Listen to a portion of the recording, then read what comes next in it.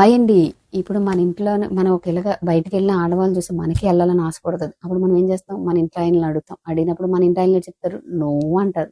మనం ఊరుకుంటామా, please please please please అని request చేసేస్తాం. రిక్వెస్ట్ చేసి ఏదో రకంగా ఒప్పుకుంటారు. పోలే గొడవ వదిలేసింది అనుకుంటారు వాళ్ళకి కూడా.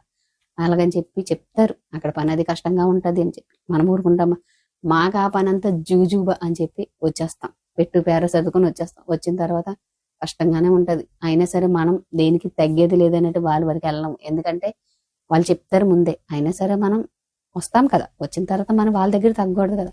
వాళ్ళ దగ్గర తగ్గినా పక్కనెట్టినా చుట్టుపక్కల జనాలు ఓహో ఏదో ఓడబొడిచడానికి వెళ్ళి చూసావురా ఏ మాదిరిగా వచ్చిందనే మాటలు మనం వినకూడదని చెప్పి కష్టాన్నో నష్టాన్నో భరించి కోపాన్ని దిగమింగుకొని 2 సంవత్సరాలు 3 సంవత్సరాలు అలాగా పనిచేసిన ఆడవాళ్ళు బయట దేశం కంట్రీలో 100కి 99% ఉన్నారండి. నేనైతే అలాగ అనుకుంటున్నాను. మీరేటనుకుంటున్నారు నాకు కామెంట్ ద్వారా తెలియజేయండి. అలాగే మర్చిపోకుండా